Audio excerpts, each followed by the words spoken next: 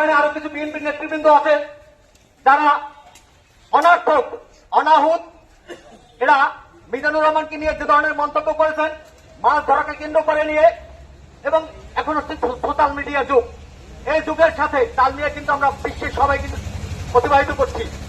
যে কোনো একটা ব্যাপার হলেই সঙ্গে সঙ্গে সাংবাদিকদের আমরা আমন্ত্রণ জানাই। আমাদের নিজের এলাকার একটা মান সম্মান এটা কিন্তু জড়িত আমাদের সবারই। মসজিদে ইমাম সে দীর্ঘ নিরলস প্রচেষ্টার মাধ্যমে এই রত্নপুরে জামে মসজিদে অনেক উন্নয়নমূলক কাজ করেছেন, তাকে আমরা সবাই সহযোগিতা করি। মিজানুর রহমানের মতো একটা লোক আমাদের রত্নপুর পৃথিবী জামে মসজিদে আসবে কিনা আমি জানি না, তবে তার যে সহযোগিতা আমরা কখনো ভোলার মতো না। দীর্ঘ অনেকদিন থেকে মাদক মাওলানা কাকুর ছেলে, সে কিন্তু এই মসজিদে একটা পয়সাও নেন না। সে কিন্তু নির্দ্বিধায় এখানে যেভাবে তার শ্রমটা দিচ্ছেন সেটা আল্লাহ ভালো জানেন। কিন্তু একটা মানুষকে নিয়ে একটা মিথ্যা বিভ্রান্তিকর, পাশাপাশি তাকে হেয় প্রতিপন্ন করা, তাকে চোর সাব্যস্ত করা, এটা কিন্তু কোনোভাবে মেনে নেওয়া যায় না। আমরা রত্নপুরবাসী চাই শান্তি, সবাই একতাবদ্ধ ভাবে চলবো। তারেক রহমানের নির্দেশ ছিল সবাই দলমত নির্বিশেষে নির্বাচন হয়ে গেছে, আমরা সবাই একতাবদ্ধ ভাবে চলবো।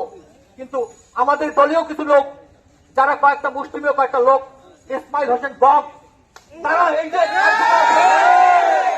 তাদেরকে ধিক্কার জানাই, নিন্দা জানাই। আমি আমাদের মন্ত্রী জনাব জহিরুল স্বপন ভাইয়ের দৃষ্টি আকর্ষণ করব।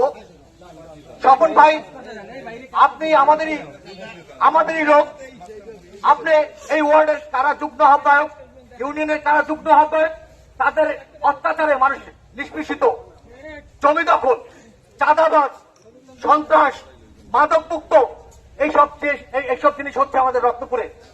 একটা মানুষ তার নেতৃত্বে খারাপ উদ্দেশ্য, খারাপ হীনতায় আমরা কিন্তু আজকে অনেকেই মর্মাহত। কেন আমরা ইমাম সাহেবকে নিয়ে ধরনের মন্তব্য করব? আমাদের দল বলে নাই যে মসজিদের মাছ ধরবা, তুমি যে নেতৃত্ব দেওয়া, তোমাকে সেই দায়িত্ব কাজ দেওয়া হয় নাই। এখানে মসজিদ কমিটি আছে, স্থানীয় গণ্যমান্য ব্যক্তিবর্গ আছে, এখানে মসজিদের সভাপতি, সেক্রেটারি সহ অন্যান্য যারা নিরলসভাবে প্রচেষ্টা করে মসজিদের টাকা আত্মসাৎ করার মতো একটা লোক এখানে কিন্তু নাই। কিন্তু তাদেরকে নিয়ে কেন হবে? আমি ধিক্কার জানাই, প্রতিবাদ জানাই। আমি আমার সংক্ষিপ্ত বক্তব্য এখানে শেষ করছি।